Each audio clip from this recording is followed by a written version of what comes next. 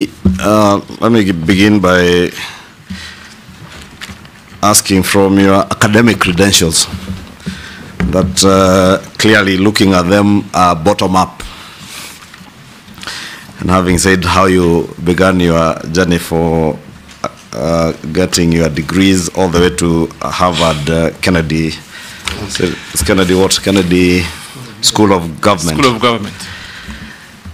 What would you tell young Kenyans who may have started off life like you in terms of being able to pursue academic credentials later in life?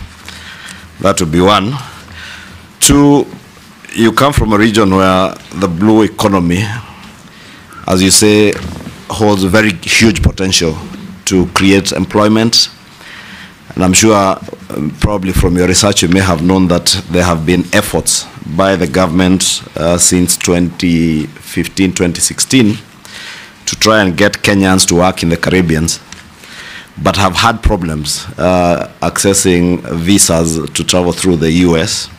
What will you do as Cabinet Secretary to ensure, one, that we are able to train as many young people to work in the maritime industry, because there is a very huge potential, as you say, to create jobs in that industry. What will you do to help Kenyans, one, train, two, access jobs even outside the country? The other question would relate to the mining docket. There is a lot of unregulated and unlicensed and what would be tantamount to illegal mining around the country.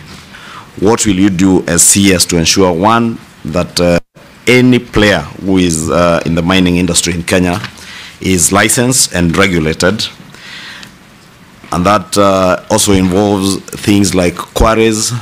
You've seen the recent cases in Nairobi, in quarry here in Embakasi, where abandoned quarries are left unfilled.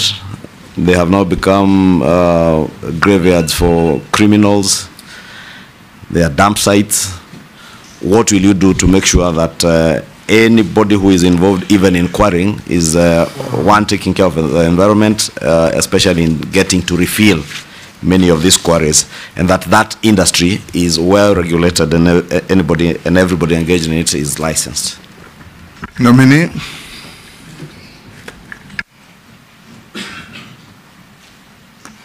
Mr. Speaker, I would have been completely surprised if I was not asked the question of education. Yes, Jeanette. Okay. Let me add something. We can go on and ask your question. Oh, okay. Take those two. Yeah, Mr. Speaker, I want to ask the nominee two questions. The first one, Mr. Speaker, just to add to what the majority leaders asked. This issue of the education background. So, Speaker, I think the nominee needs to, he has alluded to that now he's in the Kennedy School of Government at Harvard.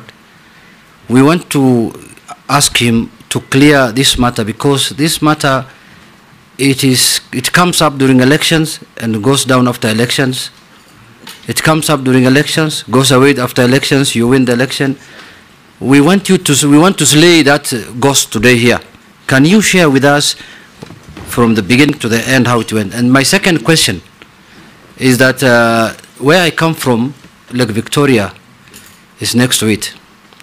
What do you think what will you do as the Minister for Maritime to improve the lives of the people there in terms of fish industry? The fishing industry is almost collapsing. What programs do you think you will put in place to make sure that livelihoods are supported there by the people who are doing the fishing business or fishing in the Lake Victoria area? Chair, maybe since he had begun answering that one on academic credentials, besides what you would say CS nominee to young Kenyans, and from what Jeanette is saying, it's clear that many people who serve in public office suffer certain prejudices from Kenyans regarding the academic credentials and all that in your past. Probably you can contextualize that in that.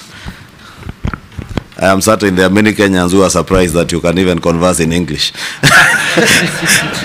There are many who are asking how you would be able to be vetted. I understand. You cannot converse in English. I understand, Mr. Speaker, and I must first of all say it is almost normal